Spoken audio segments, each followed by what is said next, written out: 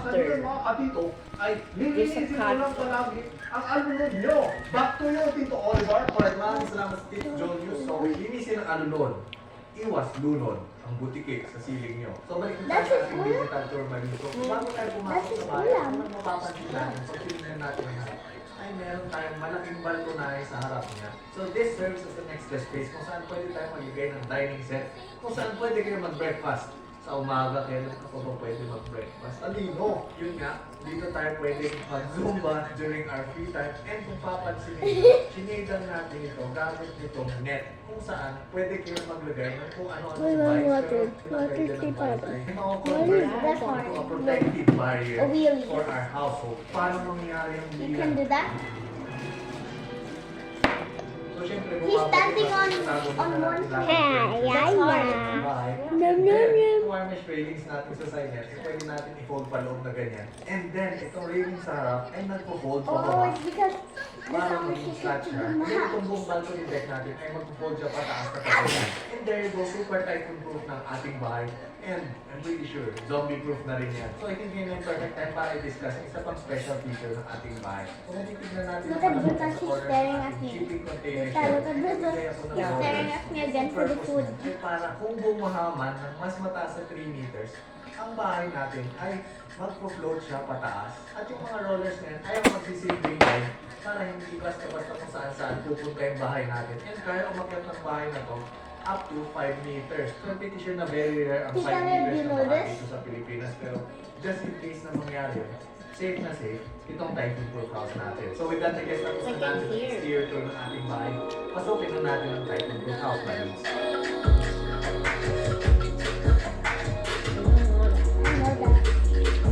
Mommy!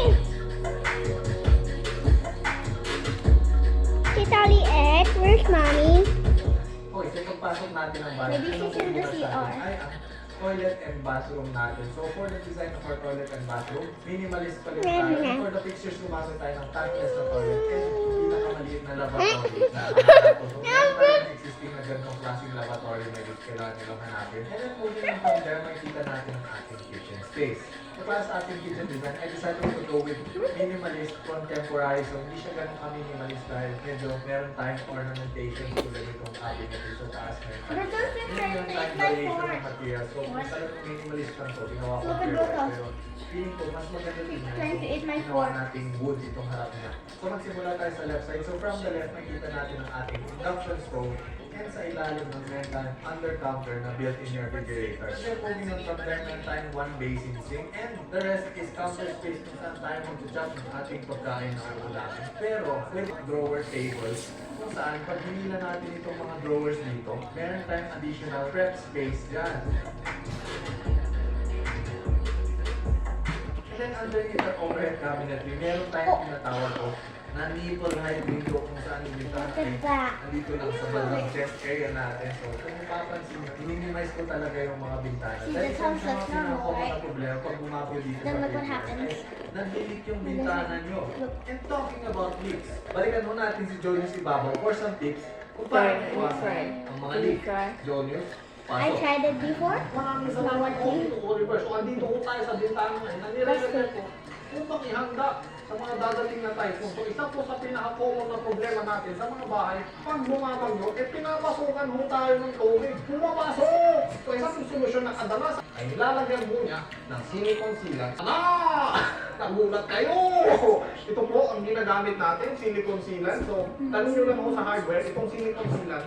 Yun nga lang, mag-iingat kayo dahil hindi mo kasama itong baril na ito, bang bang. Ano?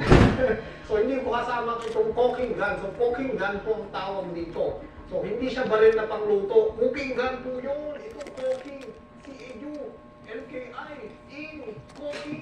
Cooking gun po ang tawag dito. Tanongin mo sa hardware. So, maganda po investment na meron kayo ganito. Every time may mag-gamit mo ng bintana, lalagyan nyo lang po ng silicone. Oh, sorry, Buta. Ginagawa nyo yan. Kung meron bintana i-install sa mga bagong bahay, ay kakalagyan niya ng silicone sealant sa paligid. Doon sa mga kanto-kanto kung saan pwede pumasok ang tubig, lalagyan nito and sisiguruhin nyo na lahat meron. And then, one technique naman dito sa window sill ang tawag dito sa baba ng bintana My teeth is yellow. Hindi ko alam. So, ang hindi ay para siyang slope. So, ditong sin natin ang slope, pababa, papunta sa labas. Kasi ang tubig, naturally, mag-drip siya palabas. Ganun lang yung kadali. Yung technique na pinagbabawal, na sinasapin mo, architect mo yan, pero huwag mo sabihin na nagkakalatibay.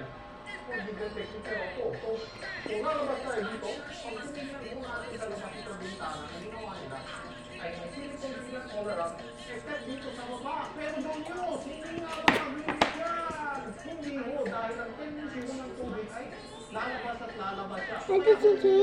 What are you doing? Ay para po sa karamihan tubig na pumasok dito sa aluminum chain natin, ay may lalabasan siya. So dito yung pinaka-importante. Sisiguruhin mo na yung dinadaanan ng tubig ay palabas. Huwag paloob. Pag paloob, lumunog ang mga langgam sa bahay nyo. Siyempre, dito lang yun. Hindi kayo manunod ka. Ano ba yun? Manunod. So dyan ako nagtatapos sa ating pag-uulan. Paano yung waterproof? Ang mga bintana nyo. Ako nga po pala si Junior Ibabaw. Reporting. Sa labas ng bahay, may riyan.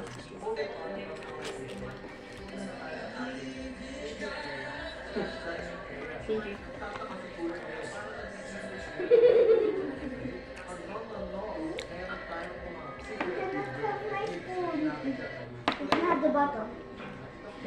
No! It is broken. This is not where I eat. This is where I eat.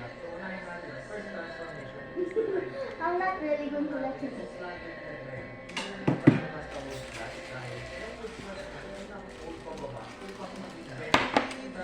My teeth is yellow. Okay?